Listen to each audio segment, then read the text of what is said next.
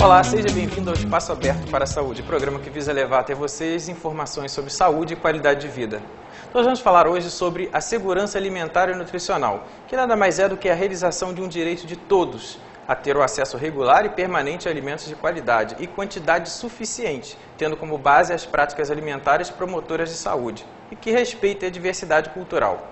Mas o que será que as pessoas sabem sobre os perigos ou riscos relacionados à segurança alimentar? Você acha seguro consumir os alimentos como vegetais, frutas cruas sem lavar? Não. Por quê? Porque, tipo assim, as frutas tem que ser... Tem muita pessoa que tem negócio de vermes, coisa assim. Tem bicho também na fruta, acaba contaminando ela, entendeu? Aí, pra gente consumir ela, o que acontece? A gente acaba tendo alguma coisa ruim. Mas você já fez isso? Já consumiu alguma fruta ou legume sem lavar?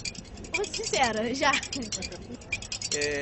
A senhora acha seguro consumir vegetais, frutas crus sem lavar? Não acho certo não, mas eu de vez em quando faço isso. A senhora acha inseguro isso por quê? Porque deve lavar tudo que se come. Olha, eu acho que não, entendeu? Deve ser feito uma limpeza bem específica, também porque eu trabalho em restaurante, então a gente lida muito com isso, né? O alimento ele tem que ser esterilizado, ele tem que ser bem lavado, com cloro, todos os vegetais, entendeu? Para depois ser consumido. Por que isso?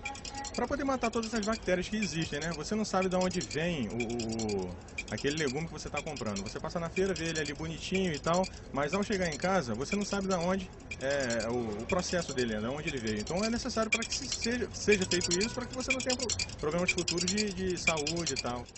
Ok, então, obrigado. Segundo o IBGE, a insegurança alimentar tem maior prevalência no Norte e no Nordeste, e em domicílios com crianças. A prevalência de segurança alimentar é maior nos domicílios com moradores adultos. Para falar sobre esse tema, segurança alimentar, nós temos aqui como convidado o professor Dr. Robson Maia Franco, da Faculdade de Veterinária aqui da Universidade Federal Fluminense. Prazer, professor, agradeço a presença. Vamos começar falando um pouco para a gente sobre esses agentes etiológicos causadores de doenças relacionadas à alimentação. Certificadores, boa tarde, amigos, boa tarde. Eu quero dizer o seguinte, agente etiológico, pode pensar, é qualquer tipo de ser vivo que vai ser transmitido através do alimento ao ingestor. Ou seja, uma bactéria, um vírus, um protozoário, são elementos que vão estar inseridos no alimento, quando esse alimento não é bem manipulado, bem processado, bem obtido, e o que vai acontecer? Na ingestão, o organismo tem uma reação específica de eliminar este micro-organismo, e aí, com isso, vai adquirir os sintomas. Mas também, esses agentes etiológicos são aqueles que vão caracterizar toda uma sintomatologia quando o ingestor tem ou não uma rigidez orgânica para que possa responder àqueles processos que fazem mal ao organismo. Vai depender também do próprio sujeito, se ele está fraco, digamos assim, tem susceptibilidade, ele pode pegar, uns pegam, outros não. Na realidade, se eu consumo um alimento com uma carga bacteriana ou qualquer substrato que seja patogênico para mim, pode não ser para você. Por exemplo, indivíduos como eu, já com uma certa idade, cabelos brancos, mas você jovem como está aí, teria uma maior resistência. Então, vai depender muito da imunidade. Geralmente, os agentes etiológicos atacam mais quem? Crianças até 5 anos de idade e idosos, indivíduos de faixa etária extrema. Mas também acontece o quê? Em indivíduos que são imunodeprimidos, portadores de HIV, pessoas que têm hábitos alimentares não saudáveis, indivíduos estressados, indivíduos que são alcoólatras ou até mesmo usuários de drogas. Porque são substâncias que fazem que caia a imunidade. E caindo a imunidade, o indivíduo é muito mais afetado do que aquele que tem uma normalidade orgânica. É interessante, professor. E quais são os principais problemas relacionados à segurança alimentar aqui no Brasil? Olha, se nós fôssemos falar sobre isso, olha, não escute, né, se ele tem o mais adequado, ou então vejam. A insegurança alimentar são tantos os fatores que interferem, mas vou tentar fazer uma sinopse daquilo que mais acomete. Primeiro, a responsabilidade dos órgãos fiscalizadores é fundamental. Não adianta nada você ter um alimento, não saber processar, se não existe um órgão fiscalizador que vá orientar, não só punir, orientar. Então é um problema fundamental esse, que são os órgãos de inspeção e os órgãos de vigilância sanitária, isso em nível estadual, municipal ou federal. Muito bem. Porém, há que ter uma orientação desde que se comece a ter onde? A produção do alimento no local de origem. Por exemplo, as boas práticas agropecuárias. Se você tiver uma produção de gado que não tenha uma água de qualidade, não é vacinado, alimentação de qualidade, esse animal vai ser portador de N doenças que são chamadas de zoonoses, que passam dos animais para os homens. Porém, também, e alimentos vegetais? Se eu não tenho uma terra adubada, um controle dos meus nutrientes do solo, esse alimento também pode sair não só nutritivamente inadequado, mas também o quê? Contaminado pelo próprio adubo de má qualidade. Vamos supor, sabe-se que existe uma doença chamada listeriose, em que ela habita onde? Ela está presente em esterco animal. E aí, ao ficar nos emblicamentos dos vegetais, se não forem bem lavados, a importância de lavar os vegetais, lavarem muito bem, o que vai acontecer? Ela vai causar a listeriose no ser humano, que é muito comum em mulheres grávidas, que é uma outra categoria de pessoas que têm o quê? Uma sensibilidade orgânica. Isso são os elementos. Pode ser adquirido que a colibacilose, a diarreia frequente aí, um alimento contaminado pela Escherichia coli.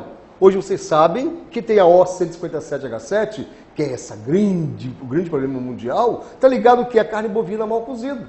Por quê? O bovino é o reservatório da Escherichia coli O157H7. Isso são alguns dos exemplos. A salmonelose, que vem do tempo, milênios da salmonela aí causando problema, e que as galinhas são o quê? Portadoras assintomáticas. As aves são portadoras assintomáticas. Os frangos são portadores assintomáticos. E o que acontece?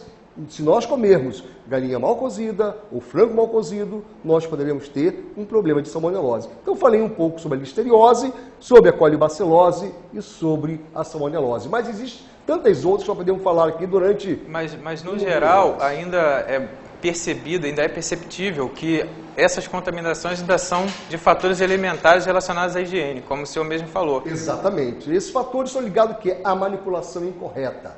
Todo animal que vai ser abatido tem uma série de fases tecnológicas para que evite esse processo. Mas quando o profissional que ali trabalha, uma das classes que trabalha sobre isso, é o veterinário de uma indústria de alimentos, se isso for desleixado, o que vai acontecer? Esse alimento sai contaminado, com fezes, com restícios de estômago ou de intestino, ou outros, que vai causar problemas ao ingestor, porque ali, naquele trato intestinal, tem essas bactérias que ocupam esse nicho ecológico.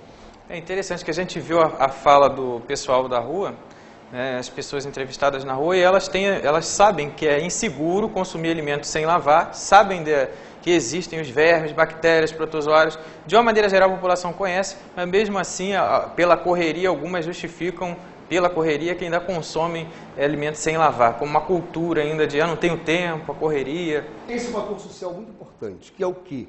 A informação. O governo deveria ter programas e os canais de televisão, os rádios deveriam fazer a comunicação, as outras emissoras de rádio. Por quê? Esclarecer o indivíduo. Se o indivíduo não é esclarecido, ele não tem conhecimento. Quanto mais você vai informar, mais ele vai ter consciência daquilo que ele vai fazer. E isso é importante. A mídia tem que ocupar esse papel fundamental social, porque esse é um problema social, tendo em vista o quê? O indivíduo, quando tem um problema de intoxicação e infecção alimentar, ele sai do trabalho, ele fica dentro de casa. Ele vai perder o dia de trabalho, ele vai gastar dinheiro com medicamento e ele vai ser um disseminador desses agentes etiológicos em todos os lugares que ele tiver. Por quê? Esse agente etiológico, às vezes, sai pelo perdigoto, pelo nariz, pelas fezes, pela urina, que vai contaminar o meio ambiente, fechando um ciclo epidemiológico. Isso é muito importante. Cabe a responsabilidade das vias de comunicação, seja televisiva ou radiofônica, informar sobre isso concomitantemente, mas não existe quase essa comunicação. Infelizmente, quando eu dei no meu livro, depois eu falar um pouco sobre isso, é isso que eu vou tenho uma palavra agora específica, eu tenho um texto que eu coloquei, que depois eu vou ler para os senhores, que vai dar exatamente isso, é responsabilidade social. Então, professor, recentemente o senhor publicou um livro relacionado a essa temática, né? Aí está até aqui o livro, Os Agentes Etiológicos de Doenças Alimentares. O senhor poderia falar um pouquinho para a gente sobre o livro? Este livro, Agentes Etiológicos de Doenças Alimentares, neste livro eu trato de assuntos altamente significativos para a sociedade.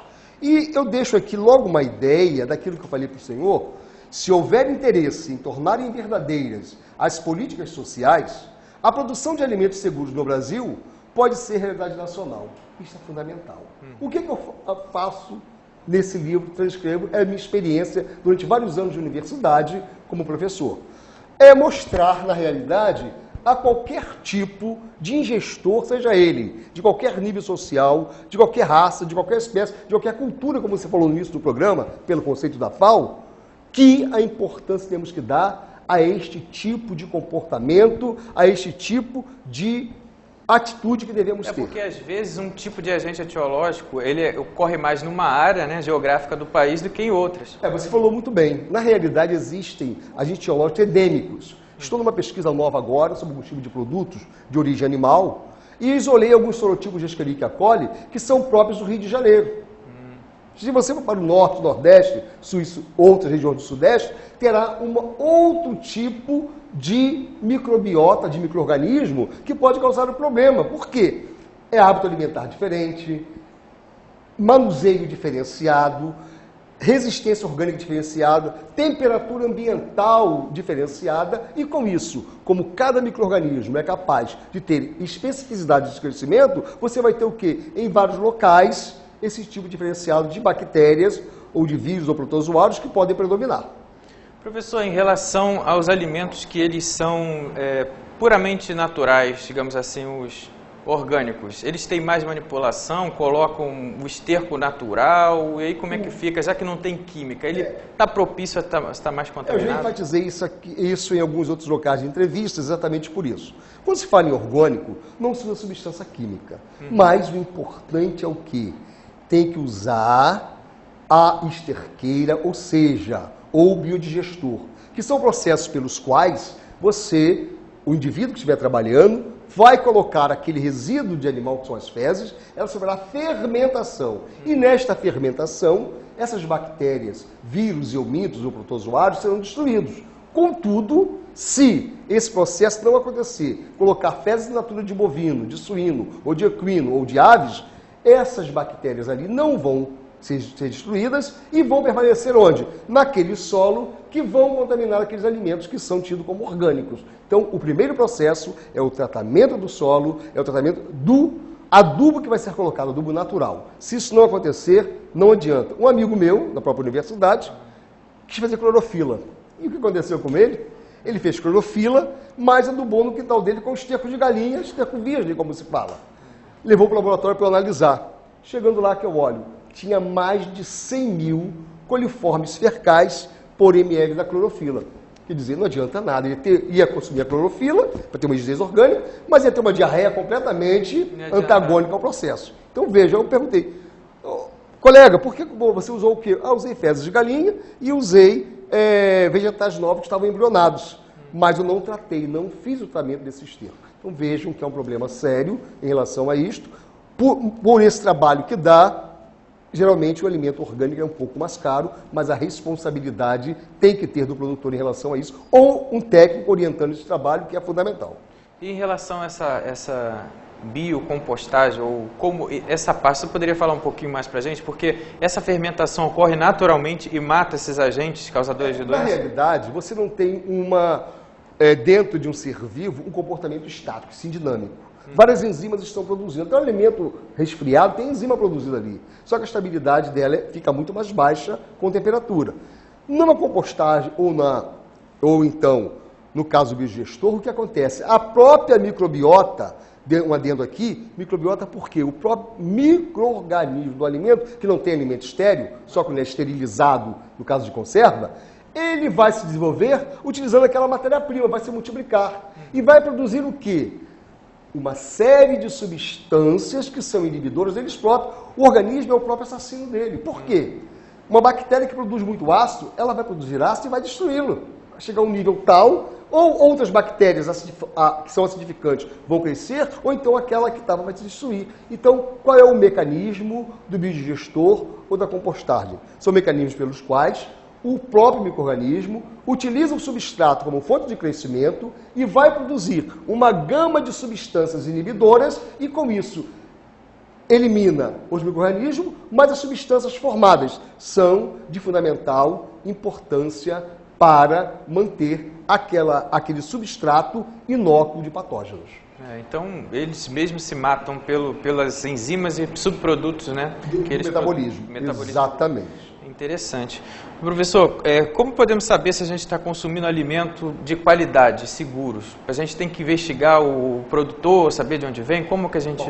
Primeiro fato, hoje existem alimentos que você tem um histórico dele, por exemplo, criação de tutra ou de pescado, eles são, até de bovino, são rastreados. Você sabe de onde que vem até a sua mesa. Porém, um leigo ao consumir o alimento tem que fazer o quê?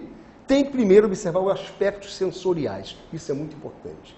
Cor, odor. Né? Você olhar visualmente, ninguém vai chegar aqui e consumir um presunto cheio de viscoso ou cheio de fungo por cima. Ninguém vai comer um pedaço de carne que esteja totalmente enegrecida, preta, né? E esteja com cheiro de podridão. Ou vai consumir um pedaço de carne que você vai mastigar e está amargo, você vai cuspir. Então, o primeiro fiscal do nosso alimento somos nós mesmos. Raramente que você tem um desvio de aspecto sensorial para aceitar um alimento ruim para comer. Claro que existem regiões e regiões que você consome vários tipos de alimentos exóticos que não são próprios de uma região. Mas o primeiro fator é a expressão visual. Segundo, alimento congelado, se você comprar, tem que estar congelado. Alimento resfriado, tem que estar resfriado na geladeira. E alimento que esteja em aquecimento em restaurantes, tem que estar a gôndola em 72 graus. Abaixo disso, há crescimento bacteriano. Ou, no caso do alimento que tem se mantido em refrigerador, tiver a 6, 10 graus, 12 graus, a bactéria vai desenvolver. Então, essa microbiota, esse micro-organismo que desenvolve, produz substâncias metabólicas, toxinas, que podem estar presentes no momento da sua ingestão ou pode estar presente onde? Ser gerado no intestino. Então, a importância qual é? Primeiro, observar a validade comercial do alimento ou prazo comercial. Não existe prazo de validade. O termo certo é prazo comercial ou validade comercial, que o termo anterior é pleonasmo. Então, observar a validade comercial do alimento. Segundo, ver se as condições desse alimento está naquela que está estabelecida, mantida a 4 graus, a 6, a 10 graus, a temperatura ambiente, que seja adequadamente. Terceiro, manter os locais em que você vai colocar em casa adequadamente limpo, a geladeira limpa, organizada e, importante ainda, quando for adquirir um alimento congelado ou resfriado no mercado, ser o último alimento a ser comprado. Já viu muitas vezes um indivíduo compra alimento congelado e ele sai pelo caminho, a rua, que eu digo é o caminho do mercado, pingando aquilo tudo. O que é isso? Isso aí é degelo. Além de degelar o alimento e vai descaracterizá-lo tecnologicamente, pode ser um assunto de uma outra entrevista, mas as bactérias ali vão começando a ter a temperatura própria de crescimento delas. E o que acontece com elas? Vão se desenvolver. Elas usam carboidratos, vitaminas, sais minerais e proteína, que vai dar uma alteração sensorial. Já viram que você compra uma carne e cozinha em casa, aquele primeiro cheiro que sai meio pútrido? Isso aí é deterioração incipiente. Por quê? Mantida inadequadamente, quer seja no transporte, quer seja no mercado ou até mesmo em nossa casa, por deficiência de refrigeração, que alguns tipos de comerciantes, aí é bom falar um pouco sobre isso, desligam à noite seu refrigerador para economizar luz.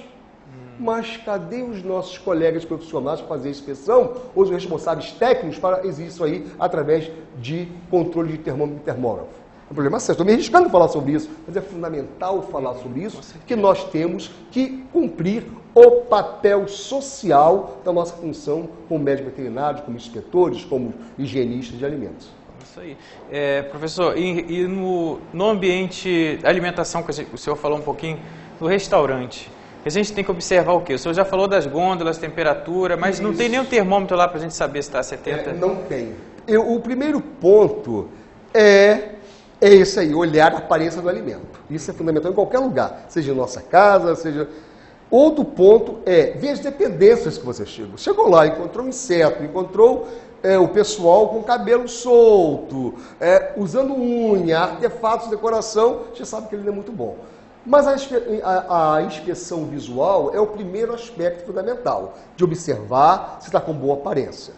Bom, a temperatura não vai ter como.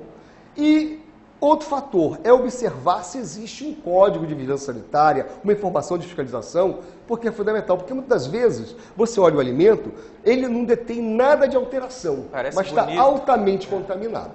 Então é difícil você chegar e dizer, olha, você tem que fazer isso aqui como ponto principal. Não, são uma série de fatores que você vai fazer. É muito mais fácil você fazer isto, identificar onde? Quando o alimento é cru. Mas depois dele cozido, só com alteração incipiente, muito grande, é que você vai dizer. Ou então, se você sentir um odor que não seja assim característico, sui generis, você vai dizer logo, não, isso aí não está bom.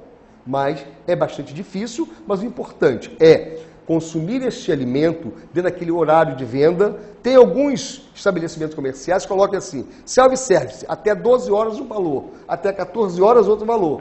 Por que isso? Porque esse alimento pode ficar exposto no máximo 2 a 4 horas. Passando disso, eu vou pegar, estou conversando com você, cai um perdigoto lá. O outro vem da rua, não lavou as mãos. E vai se multiplicando. Aquele indivíduo que comprar por mais barato à tarde, vai ter, possivelmente, pode ter um problema Mais de contaminado. intoxicação e infecção alimentar pela contaminação. Além da temperatura, aerossóis que contaminam, manipuladores que contaminam. Essa parte do perdigoto, eu sempre prestei atenção nisso. Já Eu acho viu isso? interessante. A pessoa ficar falando enquanto está Vai tirando a falando comida. e é a mesma coisa E no aniversário. o manuseio dos pratos O também. manuseio dos pratos. As pessoas Os apreciaram. pratos devem estar aquecidos na hora que você pegar, não estar frios. E estar secos e aquecidos.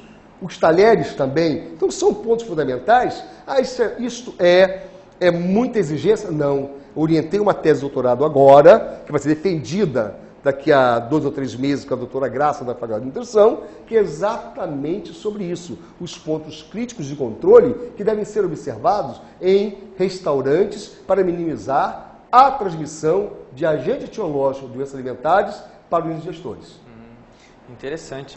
E o senhor estava falando sobre aquele degelo no ambiente do supermercado. Eu fiquei pensando um pouco sobre a quantidade de água que vem, às vezes, dentro de frango. Na realidade, tem um ponto importante. Até a legislação do RISPOA, que é Regulamento Industrial da Inspeção Sanitária de Produto de Origem Animal, permite esse percentual. Mas isso é permitido, dependendo da concentração.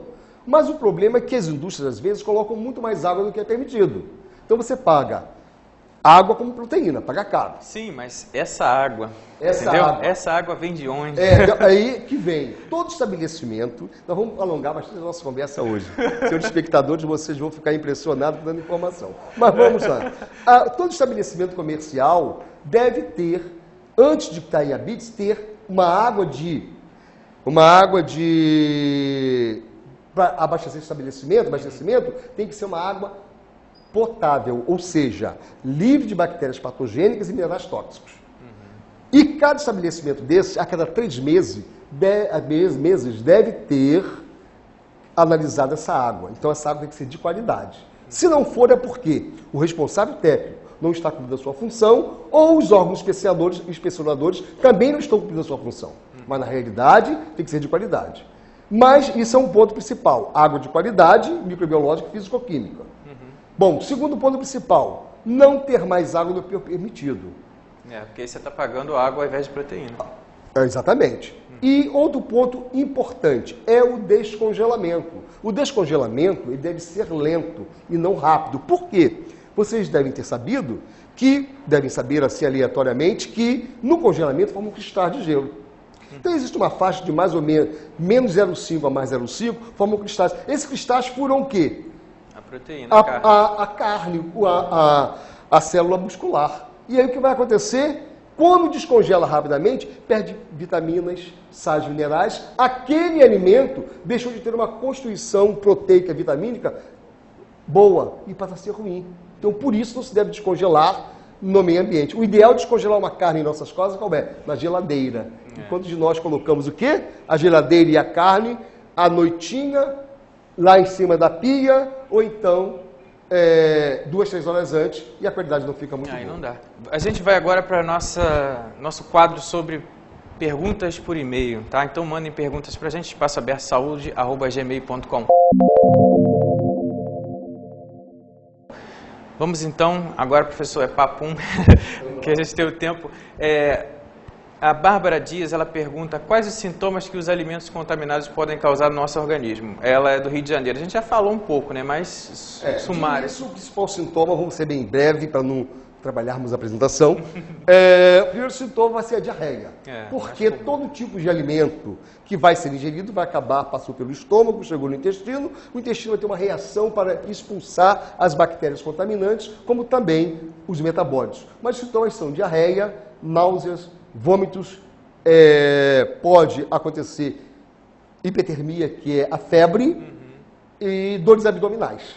Em alguns casos, quando muito mais sequelante, pode ter distoma neurológico, mas não é o caso de imediato, como a Bárbara falou. Tá. A Paula Guimarães, de São Gonçalo, ela pergunta quais os cuidados que se deve ter ao comprar alimentos. Bom, isso nós falamos, né? Observar, primeiro, as características sensoriais, que é cor, odor e, claro, o sabor já comprou, já não adianta mais nada, tem que cuspir, mas é principal. Mas, por exemplo, rapidamente falando, um alimento muito perecível que é o peixe. Olhar, por exemplo, se não tem sinal de Godet, não fica a marca ao apertar, sinal de Godet. Segundo, ter as guelras vermelhas. Terceiro, os olhos têm que estar convexos e o ânus fechado. Esse tipo de característica é fundamental para o pescado. No caso de produtos congelados, não devem estar amolecidos. Então são informações básicas, mas caso queiram, podem depois deixar no meu e-mail, podem eu responder e-mails, fazer de responder detalhadamente sobre isso a cada um dos interessados. Tá ótimo. A Juliana Sá de Niterói, ela pergunta o que significa contaminação cruzada. Bom, muito comum, quer ver? É você, por exemplo, um alimento cru, contaminar um alimento cozido. Você ter uma faca, cortar uma carne crua e em seguida cortar um pão ou uma salada sem lavar essa faca. É contaminação cruzada. É um fato comum. Como, por exemplo, também você contaminar a mesa ou um prato cortando e depois usar esse prato para comer sem fazer a lavagem com água e sabão adequada. Interessante. A Ludmila, do Rio de Janeiro, Ludmila Costa, ela pergunta: o cozimento e a fervura matam os micro-organismos presentes nos alimentos? Existem dois tipos de micro-organismos presentes. São os vegetativos e os esporulados. A fervura vai matar toda aquela microbiota que é vegetativa. Mas o esporo é uma estrutura facultativa bacteriana que resiste a 120 graus por 20 minutos. Se for uma bactéria esporulada, o esporo não vai ser destruído. Só vai ser destruído a 120 graus por 20 minutos ou 121,15. Se não, por isso que eu digo, as medidas higiênicas e controle de temperatura têm que ser fundamentais para que não haja produção de esporo no alimento. Entendi. Interessante, Ludmila, está aí para você. O Márcio Gomes, de São Gonçalo, durante a produção dos alimentos, quais medidas devem ser tomadas para garantir a segurança dos alimentos antes de irem para as prateleiras? E como evitar os riscos de contaminação com esses alimentos? Já respondeu parcialmente, né? Mas... Primeiro tem que fazer o seguinte: todo o alimento tem que ter, toda a indústria produz alimento e o alimento tem que ser processado com análise de perigos e ponto crítico de controle. Esse ponto de controle, esse APCC que se chama, pode ser feito por nós também em nossa casa, que é o quê? Minimizar os fatores contaminantes. Então, se você minimizar, deixar o alimento coberto, só comprar alimento coberto, não comprar alimento com embalagens furadas, não comprar alimento com embalagens estufadas, já é uma grande segurança. Ou queijos mofados, a não ser queijo específico, tem um mofo específico, né, o camembert e roquefort, mas isso aí você consegue minimizar. E em casa, como fazer? Total higiene em casa, total higiene na sua geladeira, na sua mesa e utensílios, para evitar o quê? A contaminação cruzada. Com isso, você evitando a contaminação cruzada e tendo esses cuidados junto à obtenção, o alimento sairá de ótima qualidade. Desde, claro, que eu venha obtido isso de um animal que foi abatido com saudável, com inspeção veterinária, com uma série de fatores de rigidez que são obrigatórios por lei em todo o mundo, não é só no Brasil não. Em relação aos vegetais, professor Robson, a alface, por exemplo, como deve ser limpo a alface em casa? Primeiro, lavar de água corrente potável. Não adianta pegar a alface, que é hidropônica, e lavar com uma água contaminada com coliforme. Depois, desembricada, soltar as folhas, colocar em imersão com água com hipoclorito. A água com vinagre tem menor ação, porque o hipoclorito vai combater as bactérias gram-positivas e gram-negativas, que são Escherichia coli, Staphylococcus e outras, para reduzir essa carga bacteriana. 15 minutos são suficientes, você vai tirar e vai consumir, não tem problema algum. Mas hoje existe, se você não quiser fazer isso com diluição. Tem pastilhas específicas de cloro. Para cada litro você coloca uma pastilha e você consegue manter essa E essa pastilha inocuidade. equivale a mais ou menos a quantos ml de solução de hipoclorito? Ó, geralmente em torno de 0,02 ppm, parte por milhão. Então seria o que para dona de casa que está Dona de assistindo casa a tem a gente? ideia, uma colher de sobremesa para cada litro de água. Isso aí. Professor, em sua opinião, qual o grande desafio aqui no Brasil quando se fala em segurança alimentar? Primeiro, um programa de trabalho, como eu falei sobre isso, levar com seriedade os programas sociais. Segundo, comunicação das empresas responsáveis por comunicação de orientar o consumidor. Terceiro, a responsabilidade dos produtores de alimentos. Outro fator importante, a responsabilidade nossa, veterinários, pessoas ligadas à produção de alimentos, nutricionistas, para que possamos ter um alimento lícito. E outra informação importante, nós deveremos exigir o que compramos, porque muitos de nós ficamos com medo de falar alguma coisa em mercado, em algum lugar, por vergonha. Não, é um direito do consumidor exigir aquilo que é bom e, se o estabelecimento estiver ruim, as condições de comercialização, o alimento estiver ruim, fazer a comunicação e cobrar. É isso aí, né? Então a gente muitas vezes está pagando, mas não quer reclamar, mas tem todo o direito, né? A gente tem o direito de saber. E aí ficou essa dica também do professor Robson sobre a limpeza principalmente dos vegetais folhosos. Então, a gente esteve hoje aqui com o professor Robson Maia Franco, professor doutor da Faculdade Veterinária da Universidade Federal Fluminense, e a gente falou sobre segurança alimentar. E a gente agradece ao professor Robson, a toda a equipe, aos nossos apoios ao programa Espaço Aberto para a Saúde, e até o nosso próximo encontro.